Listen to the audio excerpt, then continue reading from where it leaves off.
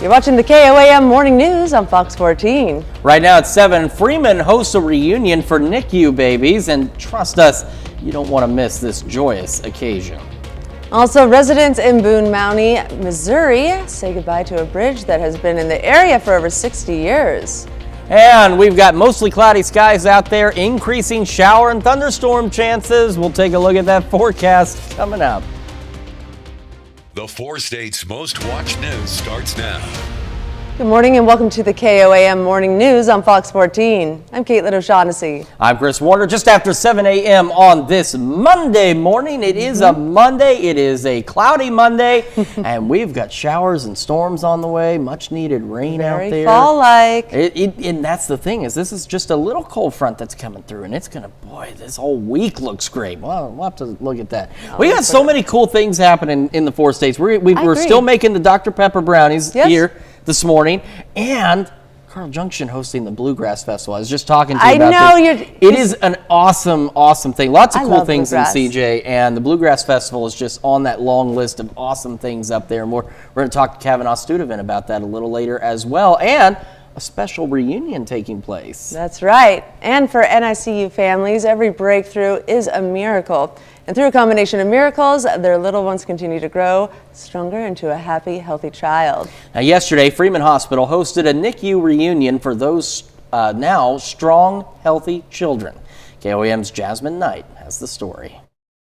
Since the last NICU reunion in 2018, these kids have done nothing but flourished. It's wonderful seeing them all grown up. Today, Children's Miracle Network and Freeman Hospital hosted the reunion filled with activities such as a rubber duck pond, games, face painting, and various prizes. My favorite part of the event is just watching the kiddos get to interact with the staff.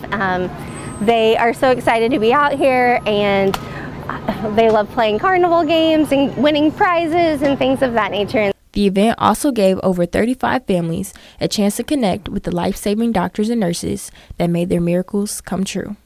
He's our miracle. I like to call him my superhero. So I always tell him he's my superhero because he was born so small, tiny, and he was a warrior in there in the NICU. He fought, and see him grow like that, it's a miracle for us. Even if we don't do much with their baby that day, we are there for support. Overall, the space was filled with laughter and smiles as they shared their milestones and accomplishments. Reed now is a crazy kindergartner. He's ornery, he has skin knees, he's a crazy boy. And I wouldn't have him if I didn't have Freeman NICU. So today's reunion was just a testament of how miracles really do come true, with a little bit of faith and lots of love. Reporting in Joplin, Jasmine Knight, KOAM News. Freeman's NICU also celebrates 30 years this year. The NICU and the Maternity Center specialize in delivering over 2,600 babies every year. So I was just telling you, our youngest spent Christmas in the NICU when he was born. So, and I relate to that one mom. He is an ornery 6-year-old boy. He's now in 1st grade, and boy, there's nothing he doesn't get into, and he eats like a horse. So it's great to see these kids growing up and becoming nice, strong, healthy children. And today, unfortunately, not a great day for them to get out and play outside, but the good news is we have these scattered shower and thunderstorm chances. Quick look outside, 7th and range line, mostly cloudy skies. If you look at the shopping center, the sun trying to peek out, but it won't last very long. And the cloudy skies from the MoDOT camera at 20th and range line in Joplin as well. Road's still dry, but that won't stay that way. Look at this batch of showers, even a few rumbles of thunder out there. This will continue to spread from west to east across the area, and we are looking at thunderstorms throughout the day and some rain showers. The good news is we're not anticipating any severe weather. That's what's fantastic. We've got the thunderstorms scattered through the morning, increasing in coverage as we go through the morning, about 74 by 11. And as we look down the road, through today, this is what we're talking about from west to east. Showers and thunderstorms continue to overspread the area. Maybe a few breaks here and there, but otherwise much needed rainfall across the area as we head through our Monday, even into our Tuesday, a few isolated showers. We'll take another full look at your forecast here in just a few more minutes. Caitlin? Thanks, Chris. Well, authorities in Montgomery County investigate an attempted homicide in Wayside, Kansas. The attempted homicide happened on September 9th around 7:30 p.m. Upon arrival, deputies located a male victim that had critical injuries, and the suspect was no longer on scene. The suspect was later located and taken into custody without further incident. Further details will be released at a later time as this investigation is currently ongoing. And the man who was known as the BTK killer, aka Dennis Rader, might have a victim who was last seen in southeast Kansas. The serial killer's past is once again haunting not only the state of Kansas, but Oklahoma and Missouri as well. And one of these victims may hit closer to home than we thought. Dennis Rader, who is no stranger to southeast Kansas, was born in Pittsburgh in 1945. The girl that you see on your screen is known as Barn Girl 2, and she was last seen in possibly southeast Kansas in the early 90s. If you can help identify her, or you are encouraged to call the Osage County, Oklahoma Sheriff's Office at 918-287-3131 or KBI at 800-572-7463. A Missouri judge sentenced a man to life in prison without parole for the murder of a police officer. Authorities say in August 2017, Clinton, Missouri police officer Gary Michael pulled over a vehicle driven by Ian McCarthy. They say McCarthy then got out of his vehicle and shot Officer Michael with a high-powered rifle. Michael died from his injuries, and McCarthy was caught after a 2-day manhunt. A jury convicted him, but couldn't decide whether to sentence him to life in prison or to the death penalty. In that case, the judge decides, and McCarthy was given life in prison. Prosecutors say they will not seek charges on a Joplin police sniper who shot and killed a 2-year-old girl during a standoff in Baxter Springs. The hostage situation happened last year in March and also claimed the lives of 2 adults. Police say Eli Crawford shot and killed 27-year-old Taylor Shute outside their home before going back inside with 2-year-old Cleslin Crawford. When police later entered the home, they found both Eli and Cleslin Crawford dead. It was determined that Cleslin Crawford was killed by a bullet fired by a police sniper. The Cherokee County Attorney's Office has now completed its criminal liability review and determined the fatal shot fired was not reckless, so the sniper will not be charged. People around Boone County, Missouri said goodbye to a landmark that was more than 60 years old. The authorities demolished the old Missouri River Bridge in Rochport this morning. The bridge was more than 12.5 million vehicles a year, and it was rated to be in poor condition. Crews will now remove 6 million pounds of steel and debris after yesterday's demolition, so construction on eastbound bridge can start. The project is expected to be finished by December of next year. Shavina Studovin joins us in studio to tell us all about the upcoming Bluegrass Festival happening in Carl Junction when we return. And later, we meet the woman who holds the record for the longest mullet. I heard that right. You're watching the KOAM Morning News on Fox 14. Be right back. But first, got another live look from the Veterans Memorial in Pittsburgh as we remember those lost on September 11th, 2001. Welcome back to the KOAM Morning News on Fox 14. Joining us in studio today is Kavana Studovin. She's here to tell us all about the upcoming Bluegrass Festival. Welcome to the show. Hi, good morning. All right, so I've heard great things. Chris will not stop talking about how fantastic this festival is. Tell us, who can we expect that's going to perform? Yeah, so it's our biggest festival of the year. It's our 26th year. So next Saturday, September 23rd from 9 to 6, we've got 9 live bluegrass bands. We have a kids area. We have with bounce houses and games.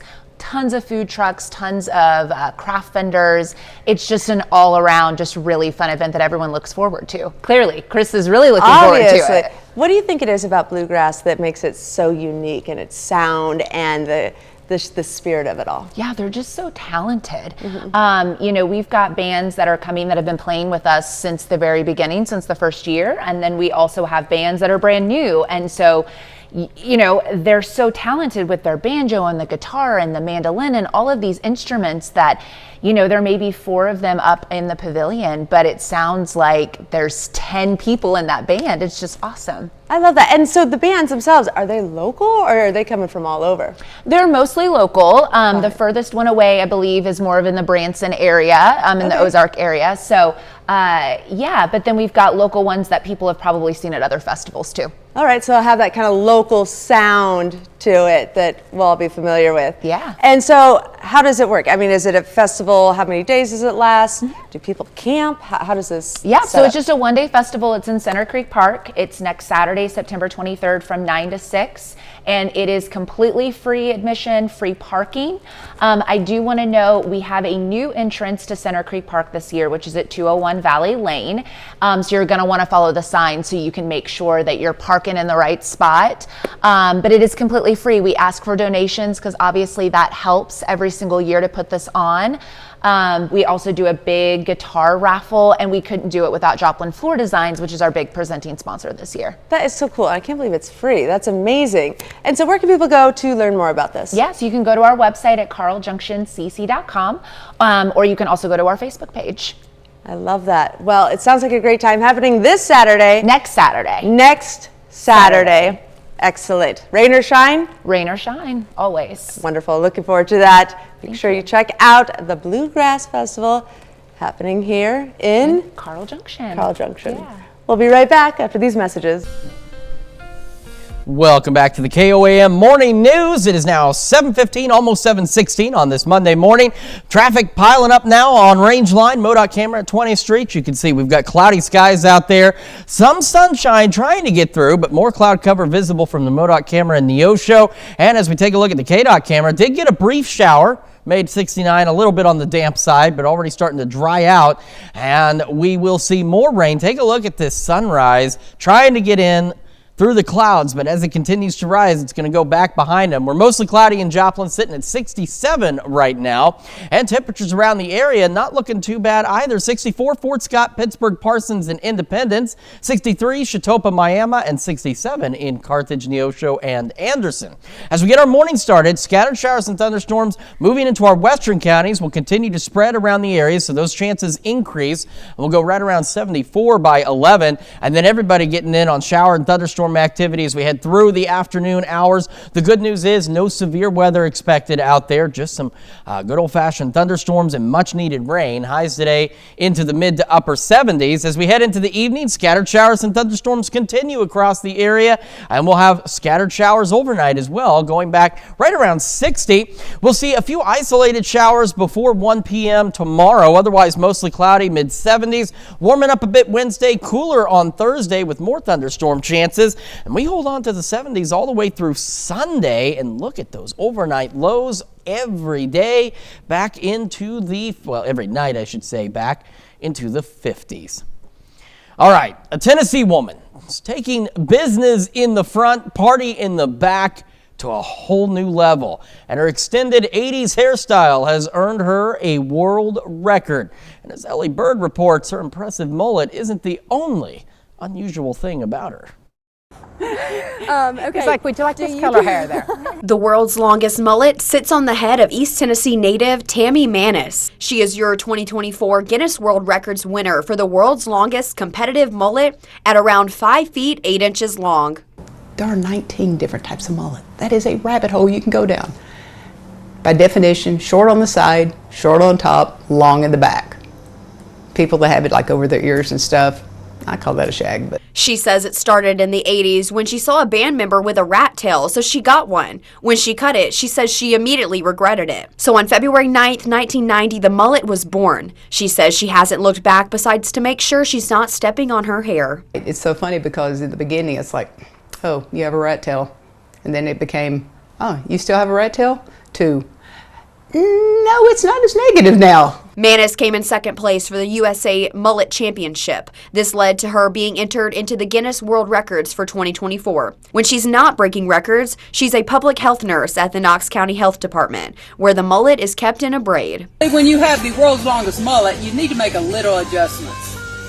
So, we tuck the tail and we go for a ride. It is 68 inches long. It has been verified, stretched out. It's fluffy and it kind of draws it up a little bit, but it's almost to my ankles when it's braided. So it's still somewhat impressive in the braided state. As if Manis wasn't recognized enough by her hair, she is also known around Knoxville for her car, Ducky. The flame duck mobile. Yeah, several years ago I hit a deer, busted the grill, needed something to hold it in place. Being with the fire department, I saw the flames and I thought that'd make a great little labra there. Next thing I know, I'm like, and I covered the whole thing in duct tape. She says she's blown away with the love and support she is getting from all across the globe. This is so surreal for me. It's just who I am. I just work every day, and now this has got a lot of attention, which I'm grateful for. That mullet is longer than I am tall, just to give you some perspective, and I'm not very tall. All right, well, the 2024 Guinness World Records book goes on sale tomorrow.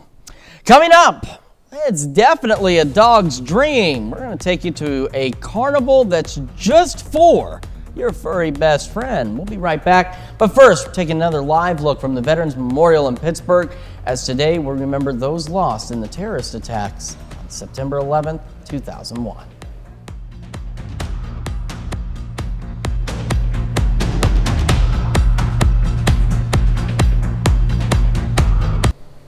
Welcome back to the KOAM Morning News on Fox 14. Now, joining us back in studio is Lori, and we started making these Dr. Pepper brownies earlier. Now we're on to step 2. Yes, so quick review on that. We fixed up our brownies. These baked for about 35 minutes this morning. They are still a little bit warm on top. It's just a nice pan there, pretty standard fare. Yes. Now, over here, I've got a stick of butter, and I have got some cocoa powder that I'm going to bring just about to a boil, and as soon as it does, we're going to take that off of our heat, and I'm going to add, believe it or not, about 6 tablespoons of sour cream to this. Okay, this is quite the recipe. First, we're using Dr. Pepper, a can of Dr. Pepper right, for the actual brownie batter. Yes. Now we're adding sour cream for the Now frosting. we're adding sour cream into our frosting, and you're probably not going to be able to see this really well in my deep pan, but it is going to look a little bit funky as we mix this together because we're mixing oil and that dairy together. So it's going to look a little bit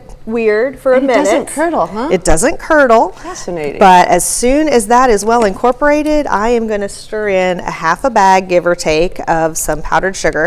I put a little vanilla in here as well. Okay. So just give it a good classic sort of fudgy frosting. And this is a poured icing, so it's going to be like a really smooth, nice top to those brownies. And there is no special trick to this.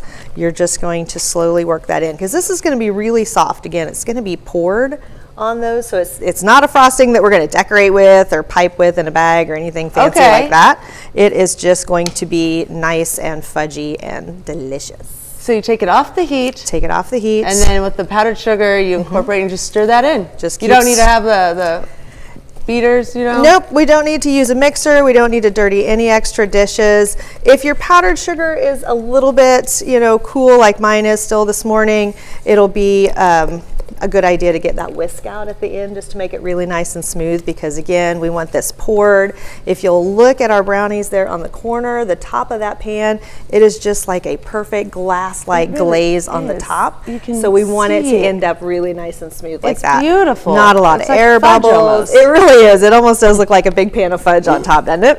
Lovely. So we've got this when it's done. Again, it does kind of look like a nice big pan of fudge, but that's a really... Any Dr. Pepper we're going to throw in there? No We're Dr. Dr. Pepper in this one. Okay. You will see some poured fudge recipes for the top of like your Texas sheet cakes and stuff like that that will have some cola in them, and you can absolutely do that. Very similar to this one, but instead of that sour cream, you add the cola. And comes out about the same. But I think the sour cream gives this a really nice little bite to that flavor and really pulls out the fudge and the chocolate and that cocoa. So I love that. Yeah, we just kind of play that by ear. We're going to pour this on and then we come back. And we have the final product. All right, so we have one more round with Lori. Stick around. We'll be right back after this. You're watching the KOAM Morning News. Welcome back to the KOAM Morning News on Fox 14.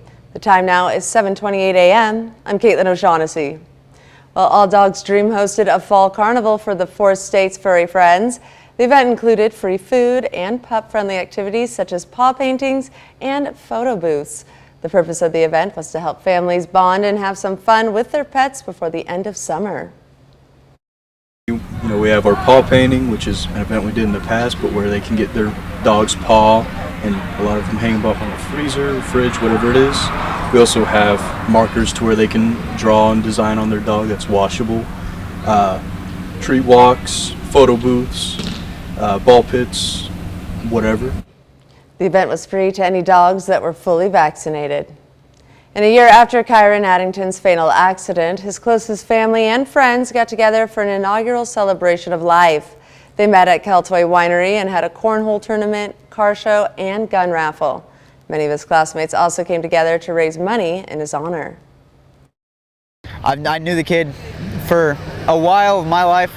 Him and Caden Lamb were like my brothers for a long time, and to me, out of all the times I knew that kid, I never saw him sad. He was always a happy person, and I mean that like so seriously. He was never a sad person, never mad. He was just always happy, always seeing the light in every situation.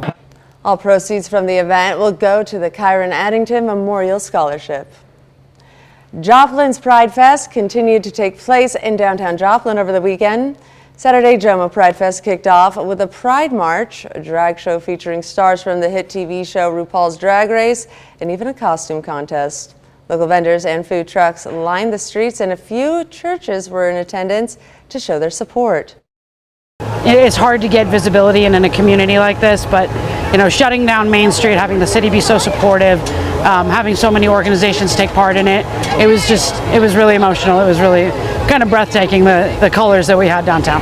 Pride means to me like being able to love who I love and show my children that they can be whoever they want and not have to worry about anybody getting into the way of that. Jomo Pride Fest ended Sunday with Pride in the Park, hosted at Landreth Park. We've still got a few scattered showers and thunderstorms across the area. We are dry off to the east here, but you see this bigger batch of showers and even a couple of thunderstorms rolling through the area, and these will continue to overspread the area as we go through the morning hours, and all of us getting in on shower and thunderstorm activity as the day progresses. So as our morning goes, we'll start to see those increasing showers and storms. Already seeing them out to the west. We'll be right around 74 by 11. Showers and storms, they will stick with us all day today as they continue to overspread the area. There might be a few breaks here and there, but otherwise plentiful rain. Great news here. Not only do we get the much needed rain, but we're not talking about any severe weather either. We'll have another full look at your forecast here in just a few more minutes. Kate. Thanks, Chris. Gem City Days kicked off yesterday morning at Diamond High School. The event began with a parade and lasted throughout the last day with various activities for the whole family to enjoy. It included a cornhole tournament, car show, and a bounce house and blow-up slide for the kiddos. As just a participant, as a community citizen that's visiting, I'm enjoying walking around looking at the booths. I loved being in the parade. I was very honored to be thought of to be the Grand Marshal, and so that was fun. The event had more than 20 sponsors and vendors. The George Washington Carver National Monument hosted Prairie Days. The purpose of that event was to educate the community of Carver's history and childhood through demonstrations and various activities. It included basket and apple cider making, knitting, and wood carving. Children were also able to play with old-fashioned toys and games. Prairie Day is a wonderful community event that we hold here at George Washington Carver to commemorate the lifestyles of southwestern Missouri rural people during George Washington Carver's childhood years. The event began at 10 a.m. and wrapped up at 3 p.m. A knife competition was held in Columbus, Kansas. Contestants were judged on their ability to cut through 2x4s, tennis balls, heavy-duty ropes, and water bottles. Over 25 Forged in Fire alumni attended, as well as Judge Jay Nielsen from the famous TV show Forged in Fire. Forging was kind of a lost art form until a few years back, and some people started making their own Damascus again. I'm a member of the American Bladesmith Society, and we're kind of geared towards keeping the tradition of the forged blade. We make our own Damascus, and we're heating the steel and beating it over an anvil and doing it the old-fashioned way, and it makes a really strong blade. Young bladesmiths also had the opportunity to learn and gain knowledge from mastersmiths. Special Olympics and Pittsburgh Police partnered together to host Duck and Jeep Derby. The event had multiple contests, which included Best Jeep, and it was judged by a 9-year-old Special Olympic athlete. They also had raffle prizes such as a set of 35-inch tires and Jeep rack, and anyone with a Jeep was allowed to register for the event. So our job as police officers and sheriff's deputies is to raise money and awareness for Special Olympics. So what we do is we do different events, the polar plunge, torch runs, tip of cops. We do all this stuff, and we're always trying to come up with new ideas. So Danny came up with this new idea, and we're going to run with it. Hopefully this one takes off and we're able to do more across the state because the more money and the more events we do for our Special Olympic athletes, it funds them to be able to participate in all their sporting events. Over 75 Jeeps participated and were in attendance. And that's a look at our top news stories coming up this half hour on the KOAM Morning News. Lori Horton joins us back in studio to finish up those delicious Dr. Pepper brownies. They certainly look delicious, and our forecast looking good in terms of getting some much needed rain across the area. We'll take another look at that a little later. But first, we have another live look from the Veterans Memorial in Pittsburgh. As again today, we remember those who lost their lives in the terrorist attacks on September 11th, 2001. Welcome back to the KOAM Morning News on Fox 14. We started these brownies and now we're going to finish them up. That's right. These are the famous Dr. Pepper brownies. Or Coke or Pepsi, whatever your choice is. But, you know, remember, we're in Dr. Pepper country, so. Soda pop brownies. That's right. We've got our frosting all finished here, and I just wanted to do this so you guys can see just how nice and smooth that is. And I am going to just put the entire batch right on top of that. This is going to make a really nice thick layer on that, but it's also going to make those brownies really moist and fudgy, just so delicious. These are perfect because I mean we're coming into fall season. Exactly. Who doesn't want to get cozied up with some nice warm brownies by the bonfire? Little scoop of ice cream with that maybe. You cannot go wrong. So we're just going to spread that out nice and even. It's going to come to that pretty shiny glaze on there, and then a little tap once you get that on there, because you want to get all of those air bubbles brought to the surface so that they pop right up there. Lori, that's fascinating. See, I learn something new from you every time you come on the show. We just kind of tap those out a little bit. If you get some in there, you can even take a toothpick and just pop those through. I'm not much of a baker. I've never seen this before. Look at these little. It's a special technique. I'm a professional. Yes, Don't you panic. are. How funny. We'll give it a little harder surface there. Yes. But if you need to take a toothpick and go through and kind of pop those, because again, what we want to end up with is this beautiful, perfect, smooth one. Nice, smooth surface to it. It's lovely. Once that is set up, and this was in the fridge overnight, so that also gives us. It looks like fudge, Lori. It really does. cutting into that, it looks like it's fudge. I know, it does. And there's a nice thick layer on top of there, so it's almost going to be like you're getting a brownie with that layer of fudge on top. So, so nice. It slices so nice. It does. When it's nice and cool like this, again, in the fridge all night, it really comes out of that pan easily. And I sprayed the pan, so that way it really pops out of there nice and clean. So what you get, again, with that soda in there is going to make this really nice, dense, fudgy brownie. It's so dense. It really is. And then we've got a pretty good layer of that frosting on top. I love that. It's just really, really good. The kids are going to love it. It's perfect to take to an event, whatever you need to do. It makes up quickly, and you can do it a day or two before. I love this. Well, Lori, thank you so much for teaching us about the Dr. Pepper brownie. Absolutely. This is definitely a recipe you guys want to try out. Perfect for when you hit the fridge and you realize you're out of eggs. Perfect, exactly. Crack open a Dr. Pepper. There you go. All right, well, thank you for joining us. We'll be right back after the break. Welcome back to the KOAM Morning News, 7:42 now on this Monday morning. And now we're settling into a lot more cloud cover across the area in Joplin here. Mostly cloudy, sitting at 67. And that is as we've got a few more scattered showers and thunderstorms continuing to work from west to east across the area. And they will stick with us through pretty much our entire Monday. Got 64 in Pittsburgh, Parsons, 65 Neodesha, Independence, Miami, 66 Neosho, 68 Carthage, Lamar, and Nevada. As we get our morning started, as mentioned, the showers and thunderstorms will continue to overspread the area through the morning. We'll be right about 74 by 11 this morning. And as we head into the afternoon, everybody getting in on scattered showers and thunderstorms with highs mid to upper 70s. The good news is we're getting the much needed rainfall without the attendant threat for severe weather, which is nice because the last couple of good rounds of rain we've had to also to contend with damaging thunderstorms. But that's not going to be the case today. We'll hold on to scattered showers and thunderstorms through the evening and showers into the overnight hours, going back to about 60. Could have a few isolated showers on Tuesday before 1 p.m. Otherwise, mostly cloudy, mid-70s. We'll hang on to the 70s for at least Sunday with some evening thunderstorm chances on Thursday and some morning showers for us on Saturday. But take a look at these lows hanging out into the 50s, and that's thanks to this cold front that's bringing us the rain today. We head into next week, we do start to warm back up a bit, back into the lower 80s. Our overnight lows warm up a bit as well, but only into the upper 50s. So quite nice out there with a few more isolated thunderstorm chances as we head into next Wednesday. That's a quick look at your forecast. Now here's Caitlin with a quick look at Consumer Watch. Thanks, Chris. Well, the new iPhone is expected to have one significant change when it's unveiled next week. The iPhone 15 is rumored to ditch Apple's Lightning charger in favor of USB-C charging. This could help streamline the charging process across various devices and brands. The expected move comes less than a year after the European Union voted to approve legislation to require smartphones and other devices to support USB-C charging by 2024. The company has previously switched its MacBooks and iPads to USB-C charging. However, it is still unclear if the shift to USB-C will happen for all new iPhone 15 models or only for the Pro devices. One of the big three automakers, Stellantis, manufactures Chrysler, Dodge, Fiat, and Jeep vehicles.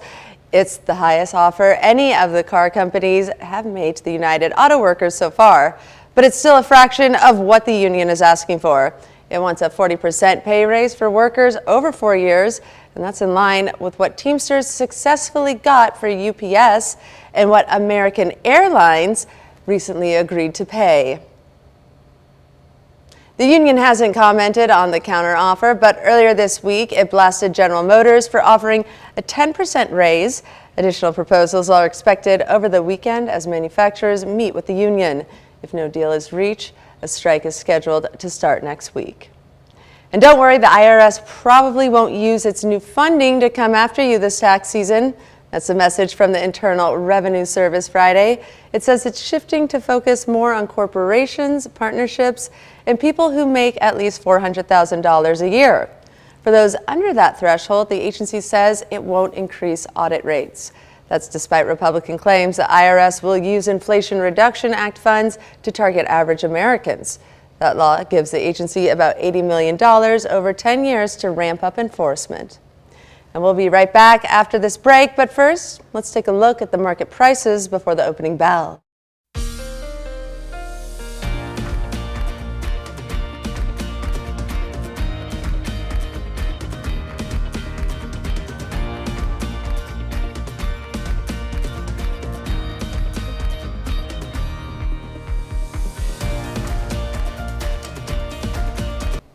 The NFL season is here, and one husband is getting noticed because he gave his wife notice. He says he won't be available for work on game days. And she's scoring with her comeback, as Jeannie Moose reports. You think these are hard knocks? Actually, this is a hard knock when your husband hands you a letter and asks you to read it out loud. However, I must with remiss inform you that I am putting in my 2 weeks notice. The NFL season was about to come to pass, and Callie Wilson's husband Dan couldn't pass on this joke. I will no longer be available for work on Sundays, 10 a.m. to 10 p.m., Monday evenings nor Thursday evenings due to conflicting commitments. Genius, priceless, hilarious, posted football widows and football fans alike. But the Salt Lake City father of two wasn't done, informing his wife that she was infusing IV antibiotics for an infection. I'll also be available every Saturday. Kelly chuckled her way through the reading, evidently got a kick out of it. As one poster commented, "At least you will have Tuesdays, Wednesdays, and Fridays." Dan informed Callie that the schedule would be in effect till February-March. Thank you for your understanding. Callie got offers. So, is the position available? And advice, girl, hire a temp. Instead, she returned his resignation. Sorry, you can't quit. We're short-staffed. She whistled that letter. Dead. Jeannie Moose, CNN, New York. That's pretty good. That was a clever one. I like right? that one. That was pretty funny. can't I should quit. give that a try. Right, see how that goes over. I'm sure. I don't Sure think the it's going to missus go will so appreciate well, that. but I can certainly give it a shot and see what happens. I mean, I love the responses, like hire a temp. Yeah, right? I thought that was great. I mean, I'm sure there's some Chippendales looking for some extra work here and there. Christopher. Whatever.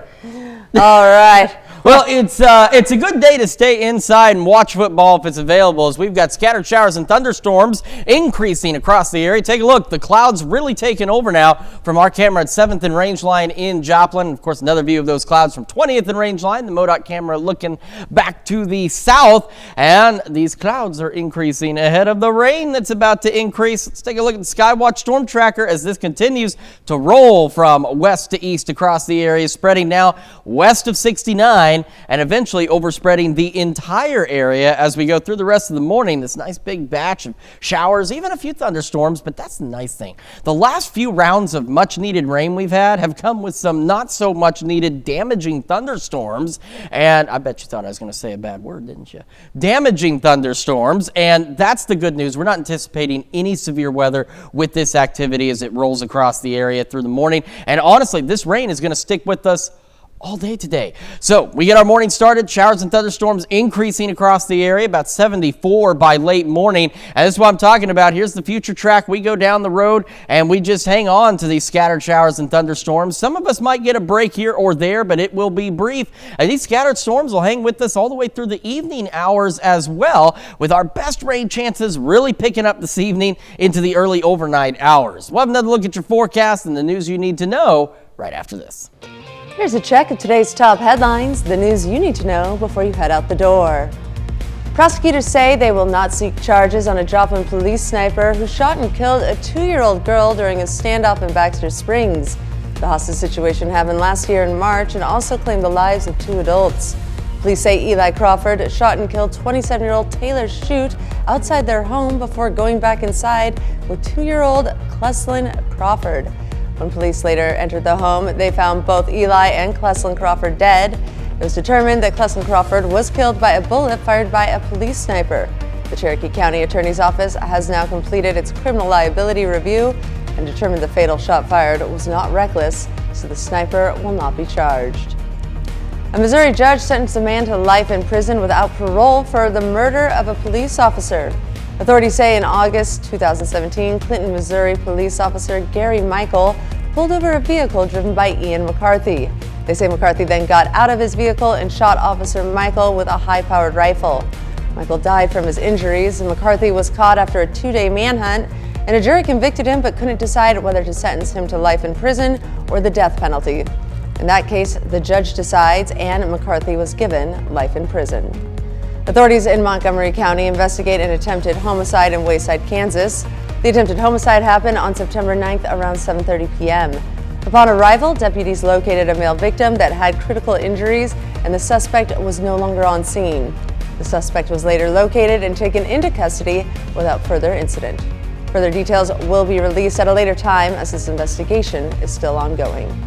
We'll have a few showers, maybe a couple of thunderstorms heading into the afternoon, sticking with us, mid to upper 70s for our highs. We head into this evening, more showers, and again, a couple of rumbles of thunder. We go back to about 60, maybe some isolated showers before 1 o'clock tomorrow, otherwise mostly cloudy. And we hang on to the 70s through Sunday out there with our overnight lows back into the 50s. 4 African lion cubs were born at the Monarto Safari Park in South Australia. African lion Husani gave birth to her 3rd litter of healthy cubs on Wednesday, August 30th, according to the park. This footage, shared by the Monarto Safari Park, showed the family as it snuggled up in their private den, where remote cameras monitored them closely. According to the park, the cubs will be visible to visitors in about 12 weeks, when the cubs will be mobile enough to keep up with the rest of the pride. Certainly interesting. Lion cubs, man. Yes. There are people who keep pet lions and things like that, and those people are absolutely crazy. Well, thank you so much for letting us put the good in your morning. We'll be back with more news and weather today at noon. Have a great morning and an even better day.